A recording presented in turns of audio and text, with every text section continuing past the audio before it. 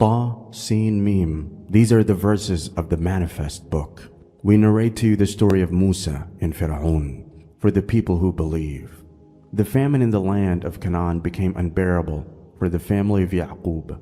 Because of this famine, Yaqub traveled with his family to Egypt to both live in better conditions and be with his son Yusuf. Yusuf's wisdom had impressed the Pharaoh of Egypt to the point that he was appointed viceroy of Egypt, which was second in power only to the Pharaoh. The next 400 years in Egypt saw the Israelites prosper and rapidly multiply to about 3 million people.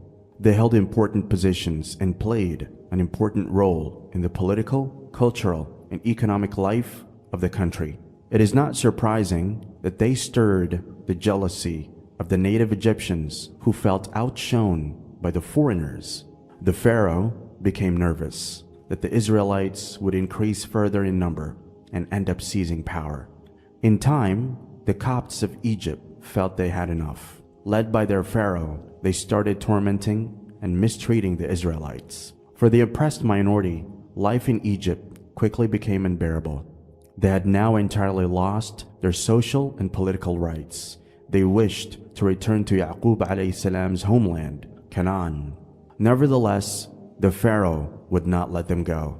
That is because he made the Israelites work in hard labor, such as in the building of the pyramids. They had to build cities, erect monuments, construct roads, work in the quarries, and hew stones, or make bricks and tiles. The Pharaoh kept them under close surveillance and made them work in tough conditions. Even those unable to work were forced to pay high taxes on a daily basis. The Israelites, or the Bani Israel, were 12 tribes, each a descendant of one of Yaqub alayhi salam's sons. These sons were Rubel, Shamun, Levi, Yehuda, Issachar, Zabulun, Dan, Naphtali, Gad, Asher, Binyamin, and Yusuf. According to Ibn Kathir, the Bani Israel talked vaguely about one of their nation's sons arising to wrest the throne of Egypt from Pharaoh. Perhaps it was just a persistent daydream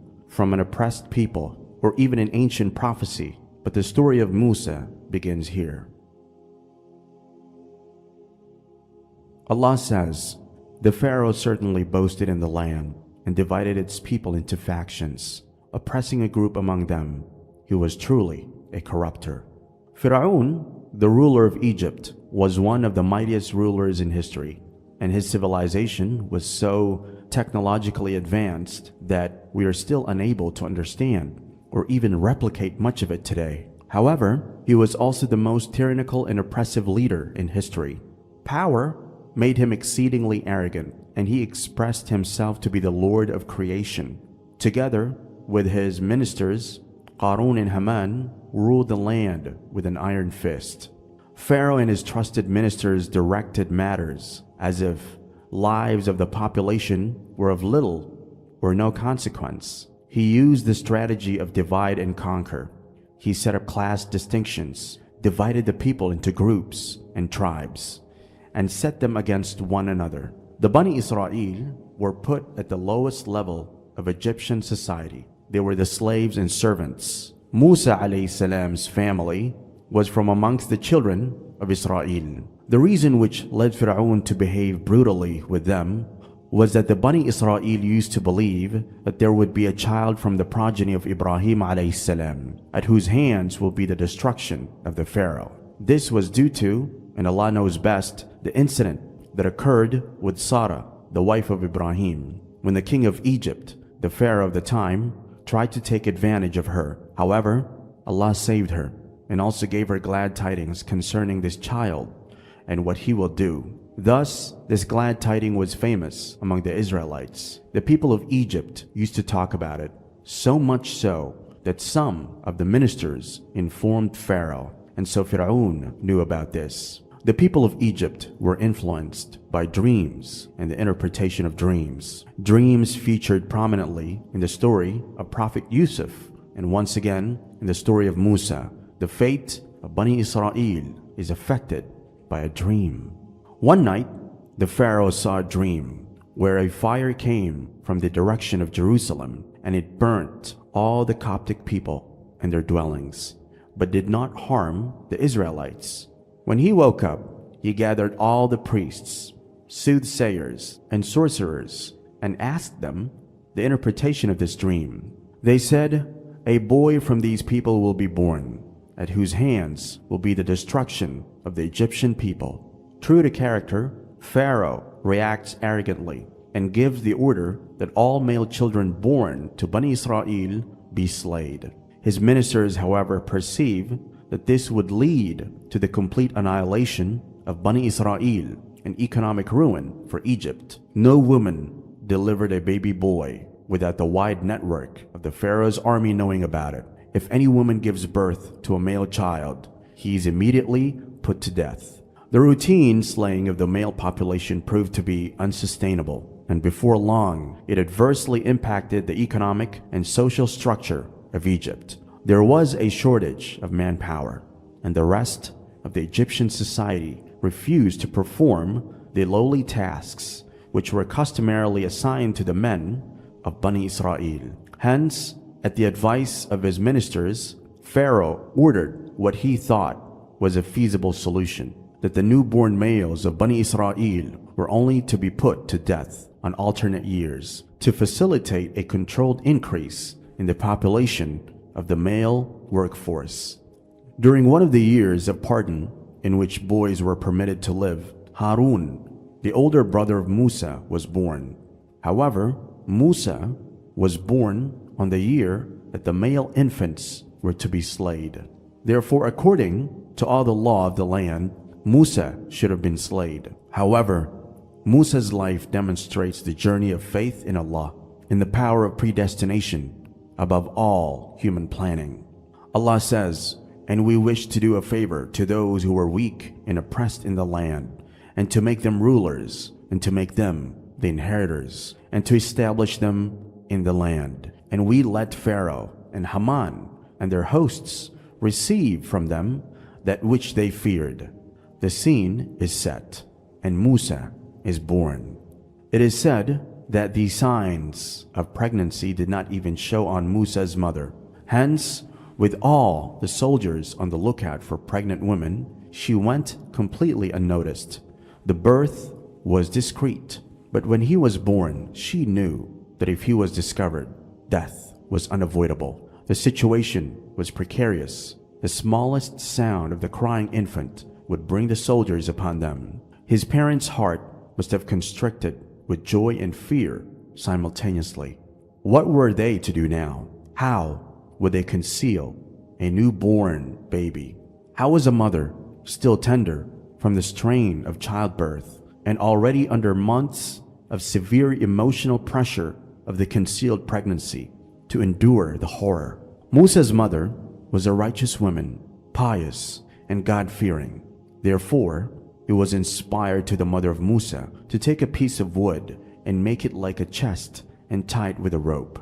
Her house used to be on the bank of the Nile River, so she would feed him, and whenever she feared that someone may come, she would place him in that piece of wood and untie the rope and let it go in the river, keeping it under control by the other end of the rope.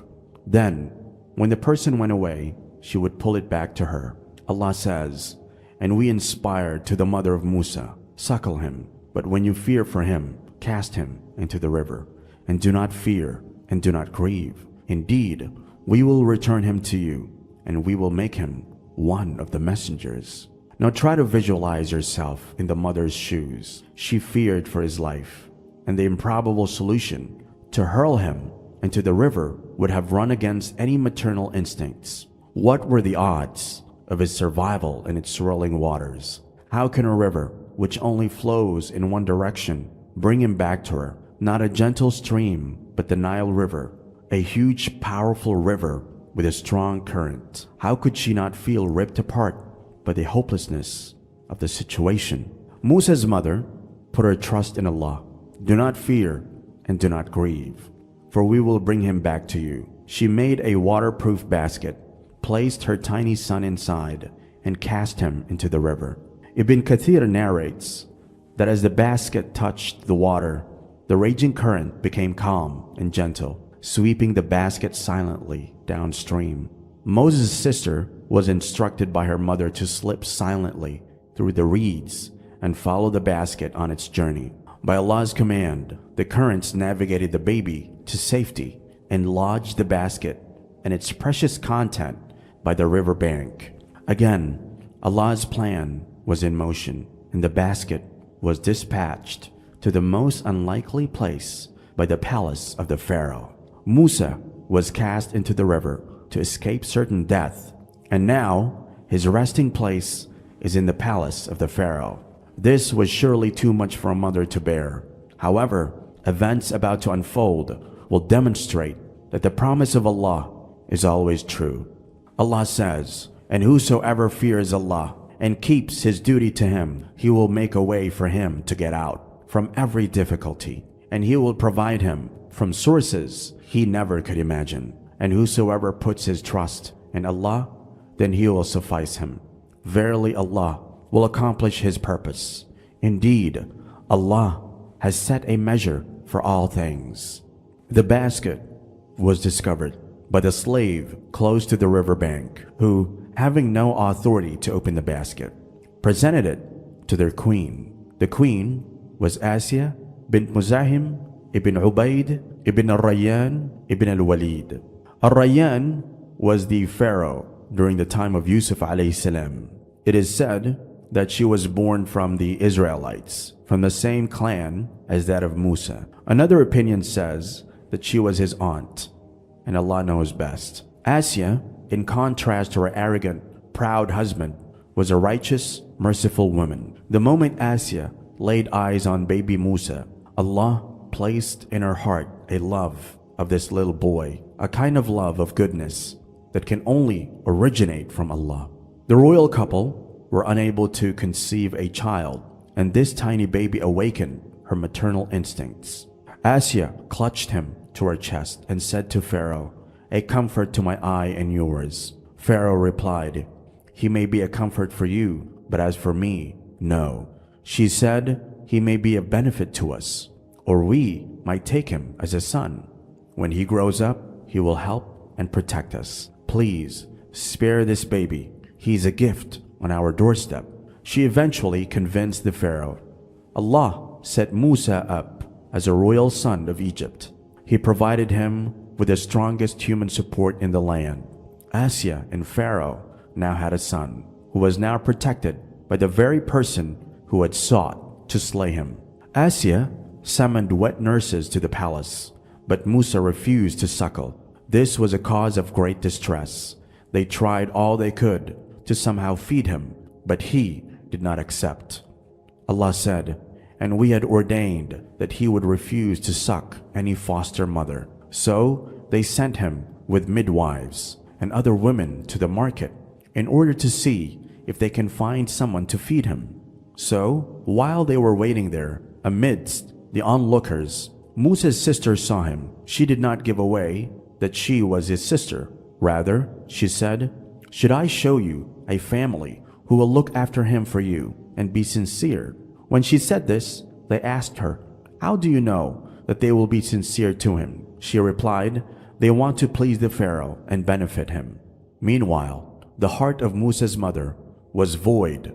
She was distressed and worried about his fate. She would have reached breaking point and blurted the secret of his identity had Allah not placed steadfastness and faith in her heart. Allah relieved her of her torment when her daughter rushed into the house breathlessly, relating the story of what had happened to Musa.